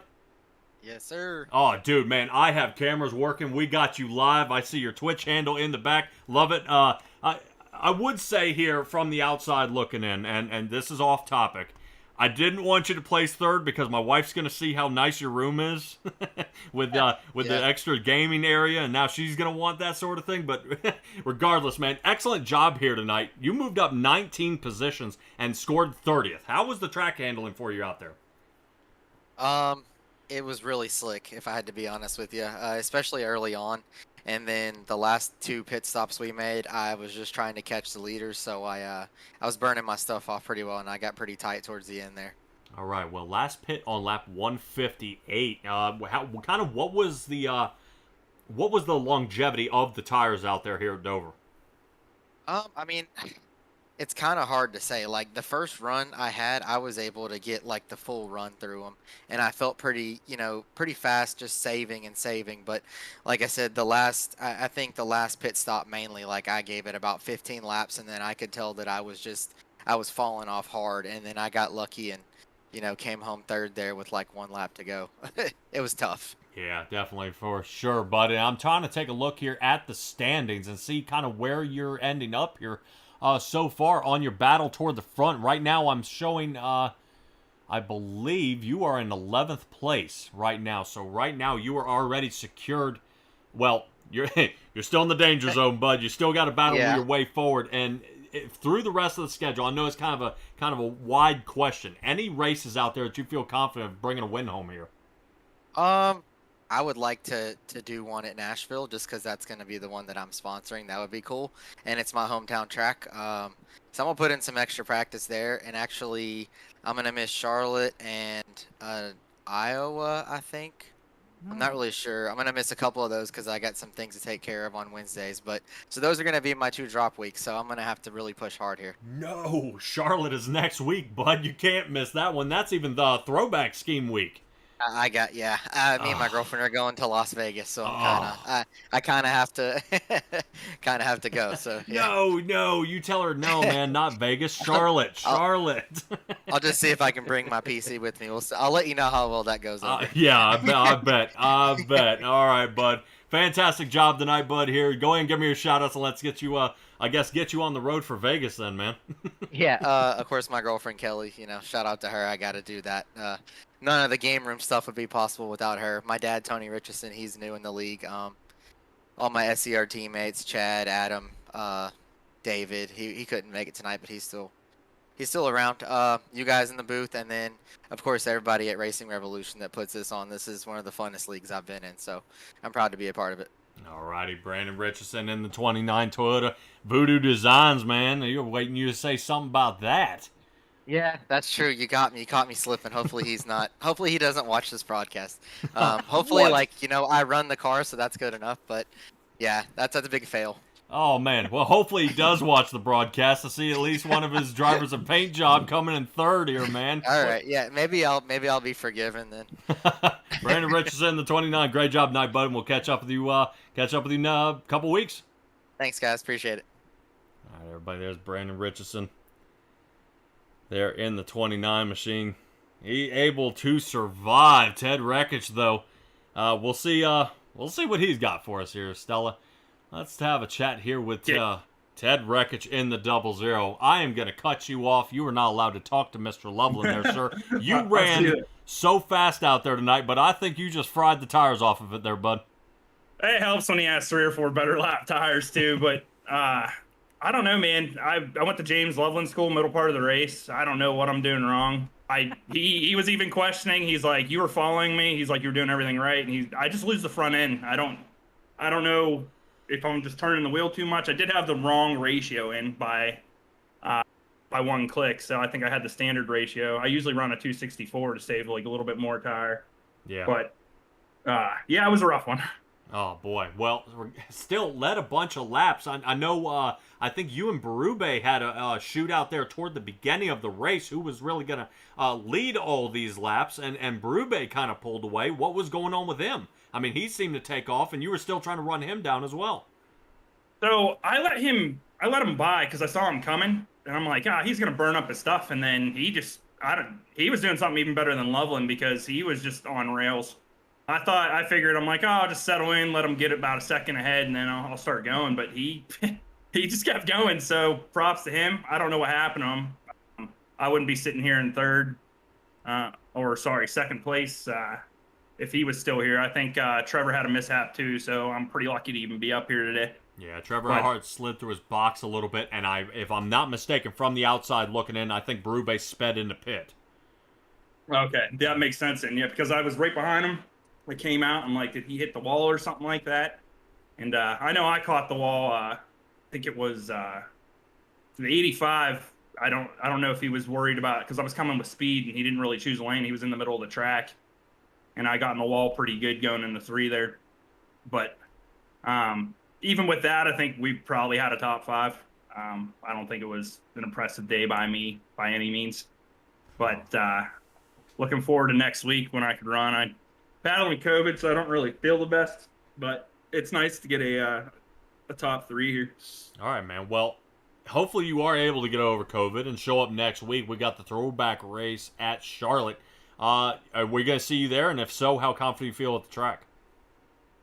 I do like Charlotte. Charlotte's a good time. With these cars, they're not actually wider, but they just seem so wide on Charlotte. So passing is going to come at a premium there, I think. It's going to be whoever just makes a mistake. Otherwise, it's going to be a lot of just fall in line and basically just take advantage of whoever can't hold the bottom. All right, man. Well, that 00 comes in second place here tonight. That'll definitely work out good for you in the standings, it is. I know you being a part-time driver, unfortunately, is going to be kind of a switch back and forth, up and down, whether you get there. 21st in points right now, but with a solid second-place finish, that should slide you up at least 4 or 5 spots, man. Go ahead and give me your shout-outs, and let's get you ready, man. All right, man. I'd just like to thank Hennessy Cigar Co., my sponsor. It's my girlfriend's dad's cigar company. They just started up. So visit them at HennessyCigarCo.com. Thanks to the league, Racing Revolution, Rob, Justice, Grant, Nick, and Kevin. You guys do a great job. That's why I love running with you guys whenever I actually get the time to do so. So shout out to Loveland, Richardson, Gilbert there. I made it hard on them there the last 2 laps there. It wasn't really the best thing to do to somebody when you're that off pace, just sitting in their lane. But other than that, man, thank you for broadcasting. You guys do a terrific job every week. So we'll send off with that. Oh yeah, bud. Well, we'll definitely keep tuned into your broadcast as well on Monday. See what hopefully I can do better on the track than I did this week, man. Definitely any damage to the car here at Dover definitely kind of undoes your entire race for sure. Yeah, I saw that. I was actually rooting for you. I saw a little damage. I was like, well, shit. Yep, but... that's it. That's the end for me. But I'll talk to you later, man. Have a good one, guys. See you, All Stowe. right. Take it easy. All right, everybody. There is Ted Rekich there. He's going to go ahead and duck on off, get ready for his. But finally, getting a win here is James Loveland. Finally. Like I said, finally. He's done it. He's now secured himself. He has now secured himself into the playoffs. So James Loveland, you've got to feel the weight coming off your shoulders here, Buzz. You have gone ahead and taken the Paws of War 200 here tonight. Yeah, thank you. What better way to do it than at one of my favorite tracks? So, yeah, just really glad to finally pull that weight off my shoulder and get a victory tonight. Don't have to worry about playing the points game. So, really happy about that. Absolutely, and man, really, like you said, just being able to squeeze it, and that, being able to kind of secure you in there with Raider Earhart, Gilbert Burns, Parker Johnston, and Berube. Now, you will now be the 7th driver that has secured his spot into the playoffs, man. It's got to feel good at this point being able to get to that position. Yeah, it feels really good. I mean, especially all 3 of my team, or other 2 of my teammates. We all got wins, so Parker and Trevor there. So we've been teammates, all 3 of us, for a little while now, and it's just cool to have all 3 of us have wins. So yeah, I'm just relieved, really relieved about it, and I'm just glad I did it at a track I really enjoy. Alrighty, well, I'm going to let you take most of this interview here, bud. I want you to talk to me about the track and kind of how crucial was tire wear out there for you tonight. Oh, super crucial. I mean, lap 1, I was saving. Well, not lap 1. Probably about lap 20-ish, I started saving because after about 15, 20 laps, the car was just wrecking loose almost, and you just really had to throttle it. And probably about midway through the race, the track changed and it got tighter. And for me, I enjoy a tight race car versus a loose race car. So I took advantage of that and did a little strategy and ended up playing out good for me. I think I had 2 or 3 laps extra tires on about everybody else. So yeah, worked out really well. Alrighty, man. Well, like I said, you bring home the win here tonight, and it's just got to be such a great feeling coming off a win, especially, kind of sometimes you don't quite get the best shot. But what we've got coming up next is Charlotte. And I know you've been pretty decent at Charlotte from what I remember from season 1. How confident are you feeling coming into it this season? Yeah, pretty good. Like you said, with that win, I'm just go out and have fun until the playoffs. So I'll do the best I can to try to win some more races, but I'm also don't have to worry about anything. So yeah, I'm looking forward to Charlotte. I ran in another league and was probably one of the fastest cars on the track. Almost won the race, but yeah, we'll see. Maybe it'll work over in this league as well.